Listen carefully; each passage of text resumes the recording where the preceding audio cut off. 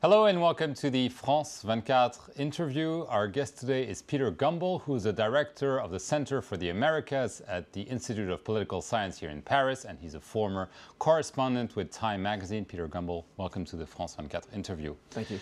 We are going to be talking about the private life of politicians and how it is being treated here in France and across the Atlantic in the United States. All this, of course, in the wake of the sex scandal involving presidential hopeful, or we should probably say former presidential hopeful, Dominique Strauss-Kahn, DSK as he's known, the head of the IMF, who is, as we speak, sitting in Rikers Island jail in New York. Peter Gumbel, I want to ask you, is there really a major gap between how politicians and their private lives are talked about in the media in France and in the United States? Is this still true today? Yes, it really is. It really is true today. There's a very big cultural gap here, and I think it is a cultural gap between the United States, where a political figure, especially one as prominent as Dominique Strauss-Kahn, but even a lesser figure, has no private life. There is no private life. Your private life is of public interest once you are in a position of power and authority in the United States. In France, your private life is very carefully shielded by legislation, by law in France, but also culturally, people aren't used to talking about it. There is a sort of a squeamishness about revealing it, especially in the press. And perhaps most importantly, that there is this very tough legislation that if you do try and talk about people's private lives, you will be slapped down in court, because this idea of the public interest being more important than your private life doesn't exist in France in the same way as it does in the United States. Because is it that in the United States your private life is part of your character and a politician is a character rather than only a public figure? There's a holiness about the person that exactly. There's no... That's exactly right. The point is that you're looking at the person in every aspect of the personality to get an understanding of what they would be like as the governor, as the president, as whatever public post they're going for. That it's not just a question of their ideas, their background, their policy. It's how do they treat their fellow human beings in their everyday relationships. In France, it's much more narrowly defined as, this is my political program, this is where I want to go, this is how I believe the country should develop. It's not, have I been married 3 times, do I have 4 mistresses and 15 illegitimate children? It's, what's my policy?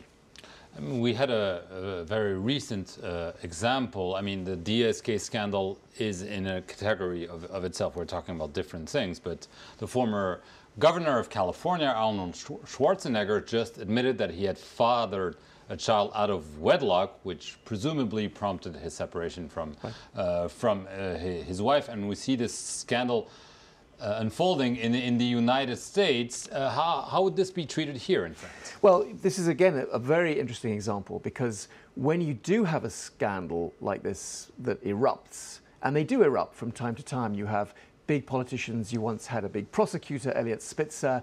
You've had big religious figures in the United States confessing suddenly that they've had affairs. When that happens, you get a very, very intense focus on the details.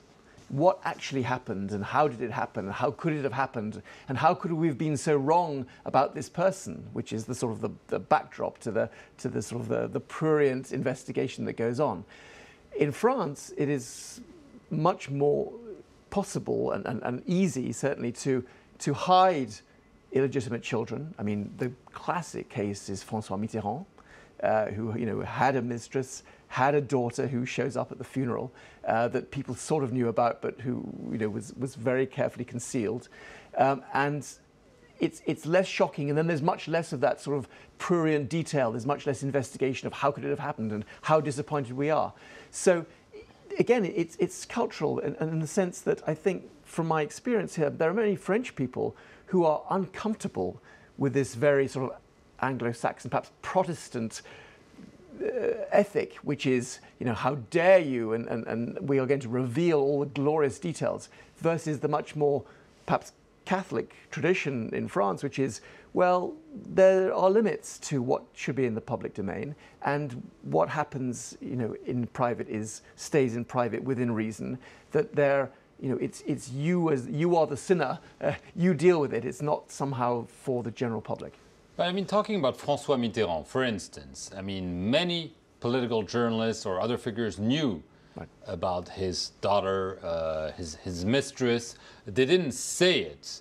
Okay, some people argue, well, this is, his private life and so on. But there's also another thing that people knew about Mitterrand that they didn't tell, is that he was ill, seriously ill, before he ran for a second mandate. So, I mean, at which point do you think French journalists, for instance, should decide whether this is in the public interest? To know that a president is sick, he wants to run for re-election, people might have second thoughts about it. Well, I think that's an extremely pertinent example, because here you have a president, an old man who has cancer, and the public doesn't know. And for an American journalist, for an American public, that is completely unacceptable. This is a sort of material piece of information that is very important for the electorate to know beforehand, before they go into the polling booth and cast their vote. In France, again, not only was this something that was known, but people couldn't say it, and anybody who tried to, including his doctor, got into enormous legal problems when they tried and was slapped down, because you have in France a very rigorous legal protection of private life. Right. There's also, in terms of differences, how you deal with sexual harassment.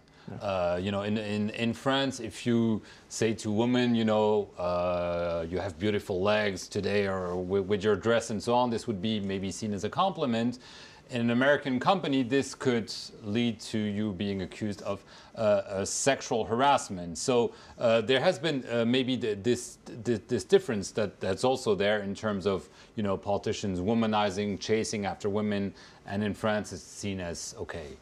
Well, it's this is relatively recent that the United States has gone so far in that direction. If you go back in history, John Kennedy was a famous womanizer.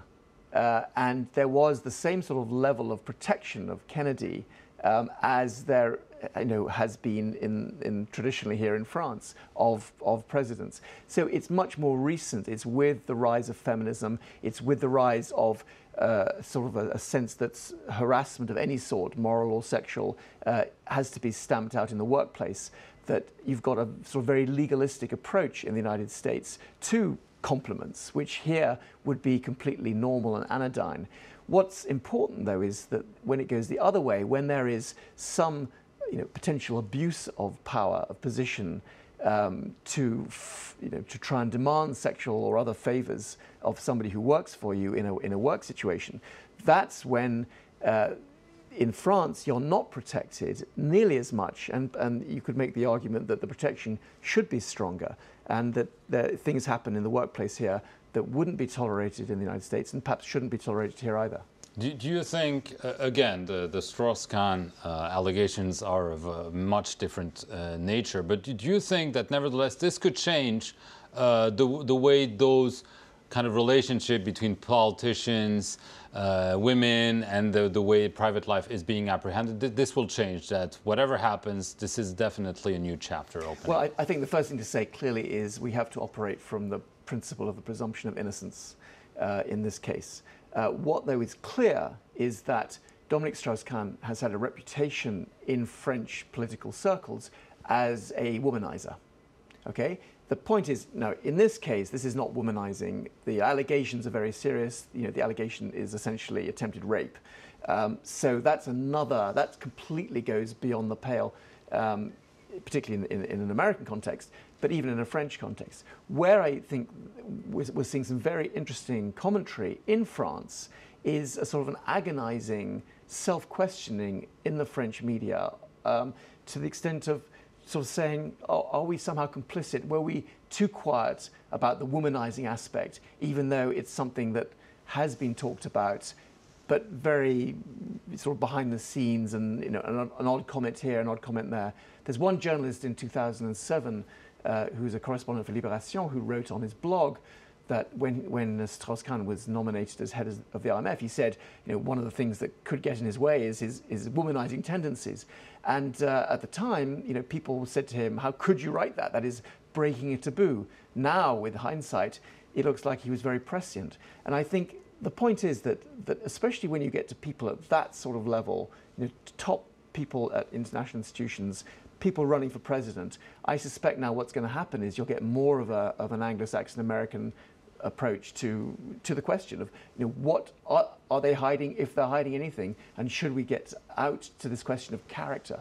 Right, just the last question, we have a minute left, about the images of Dominique Strauss-Kahn being dragged and handcuffed, pushed into a car, brought to a police station.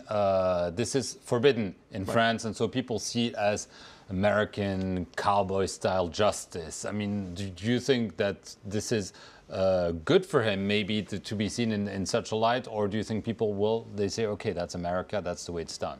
Well, certainly this issue of the presumption of innocence is behind the French legislation, which stops you showing pictures of people being handcuffed and so on. In the States, this is absolutely classic. The perp walk, it's called, and there's a sort of a ritual humiliation that takes place, and the bigger the public figure, the bigger the humiliation in public. However, having said that, I can understand that these images are shocking for the French, who are not used to seeing them, but it is completely standard in the United States. And the point is we're just at the beginning of what's going to be probably a very nasty legal battle that's going to continue for several months. And I suspect that we're going to see many more nasty aspects of the American justice system, which will prove just as shocking to the French. Okay, Peter Gamble, thank you very much for coming on the France 24 interview. Thank you all for watching it. Stay tuned for more news here on France 24.